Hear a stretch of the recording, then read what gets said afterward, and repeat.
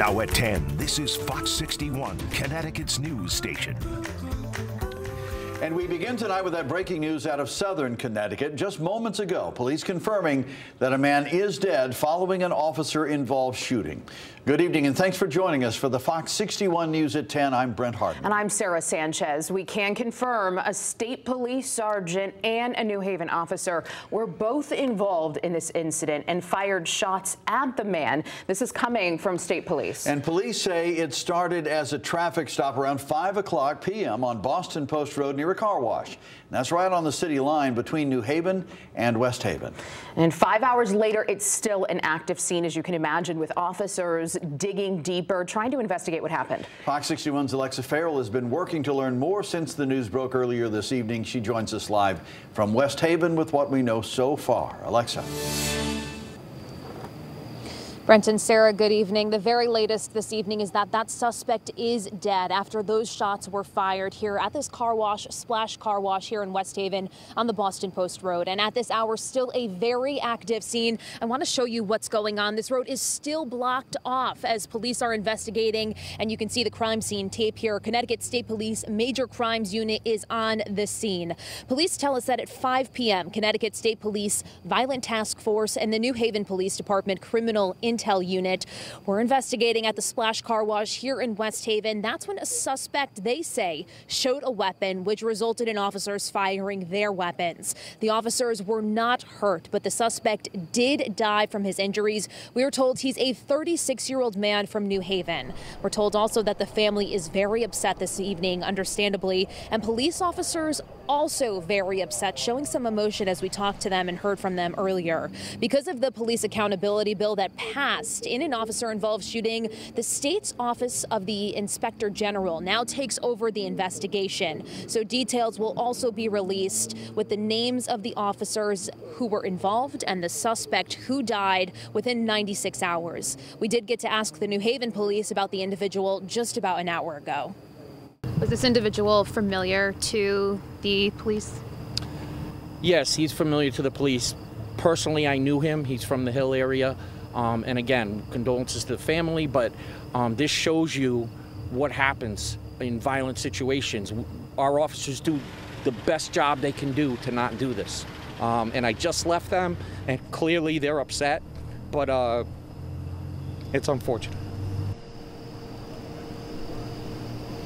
Now, we are told that they are working hard to ensure that the public gets that body camera footage, and each of the officers was wearing a body camera at the time of the incident. They were on, and they do have footage from multiple angles. They're working to get that as quickly as possible to the public. But again, because of that officer accountability bill, it must be released within 96 hours. So we'll keep you updated as we learn more in this investigation. But a very sad evening here in West Haven. In West Haven, Alexa Farrell, Fox 61, Connecticut's news station. Alexa, thank you. And our team will be monitoring throughout the night for any new information. We'll bring you details live on air as we learn them. And in the meantime, you can stay up to date by downloading the free Fox 61 News app through the QR code on your screen here. All right, for now, we want to turn to the forecast. Another day without any rain, and really we're getting to the point where Connecticut just desperately needs a storm or two.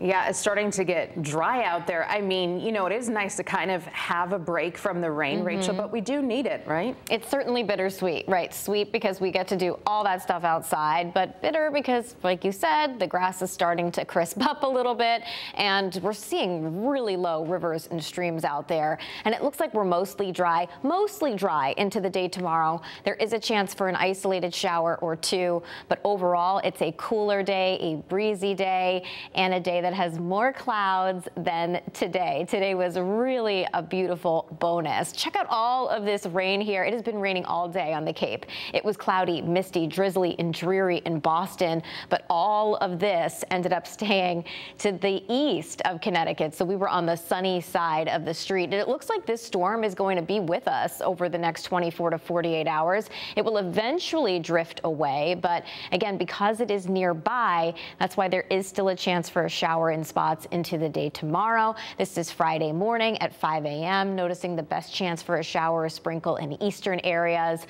but most of us do stay dry through Friday. We'll see clouds kind of coming in and out, with the most clouds to the east of Hartford and the most sun west towards the New York border.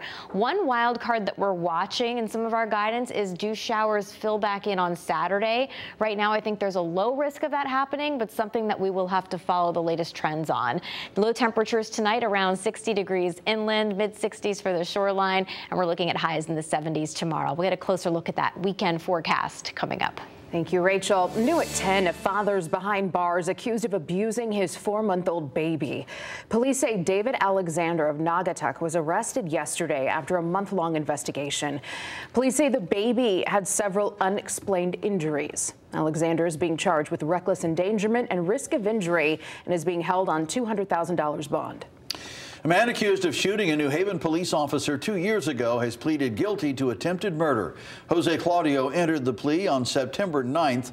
Officer Chad Curry's violent interaction with Claudio was captured on video by his body camera. Claudio fired 9 times at Curry, hitting him once in the ear and shoulder. Curry returned fire, and the Office of the Inspector General deemed his use of force was justified. Officer Curry has since recovered and is back on the force. Now, Claudio also admitted guilt to other offenses, including threatening a woman with a gun in 2022, a month before shooting Officer Curry. He is scheduled for sentencing on November 4th. One of the suspects accused of a heinous crime in Branford had to face a judge today. Before we get into the case, though, we want to warn you the details are disturbing. 23-year-old Avanti Ryan of Hartford was in New Haven Superior Court. He and 2 17-year-olds were arrested yesterday, accused of kidnapping, assaulting, and torturing another teen. Now, cameras were not allowed inside the courtroom due to the sensitive nature of this case, but we learned more about the case from an arrest warrant. Police say the trio lured that victim into the woods, holding them there for 3 hours. Police don't know what was behind the attack, though. Ryan's facing 12 charges, including conspiracy to commit aggravated assault, cruelty to persons, and robbery. The 2 17-year-olds are facing 13 charges. Now, all 3 suspects are being held on $1 million bond each. Ryan will be back in court next month. Another uneasy day at schools across the state after a round of threats disrupted classes. Ansonia public schools were closed today following a threat on social media. Police arrested a 13-year-old girl who confessed to making the post. Ansonia schools will resume tomorrow.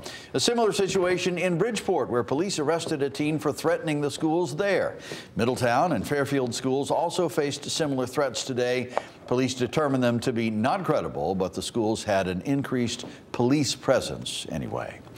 In Stratford, police say they found a gun at a school campus. It was discovered last night at Nichols Elementary. Police say the gun was rusted, covered in dirt and debris. The gun matches the description of a firearm that went missing from the scene of a nearby incident back in 2017. They are testing tonight to see if it is a match. In Southington tonight, a ceremony to honor the achievements of Southington High School graduates.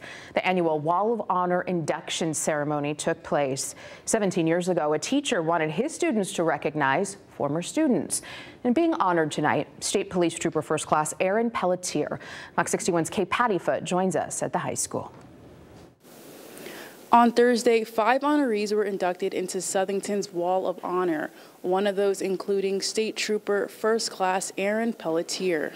He gave his life for our town, for our state, our country. I get emotional about that, but that's the greatest sacrifice a person can make, so he certainly deserves to be on the wall. Trooper First Class Aaron Pelletier was conducting a traffic stop in May when he was killed in a hit-and-run on I-84. Now his memory will live forever in his hometown and inside his alma mater. Inducted in 2024, graduated from CCSU with a bachelor's degree in accounting. Worked for the Department of Corrections at Hartford Correctional Center for 1 year. Served as a Connecticut State Police officer for over 9 years. Trooper Pelletier's wife, Dominique, accepted the plaque bearing her late husband's name. Family, friends, and members of the community came out to pay their respects for the fallen hero and his family. I heard that he was being honored tonight with this award, and I just want to come and be present for it. Actually on Sunday, because of the Brave is having a picnic barbecue at Cheshire High School to raise some funds and honor the family. 1 to 6 o'clock. Apparently a softball game is in the process with his troop H versus the rest of state troopers, so that ought to be fun. As students pass through this hallway, they will always know that the people here attended the same high school as them and made huge sacrifices for our country.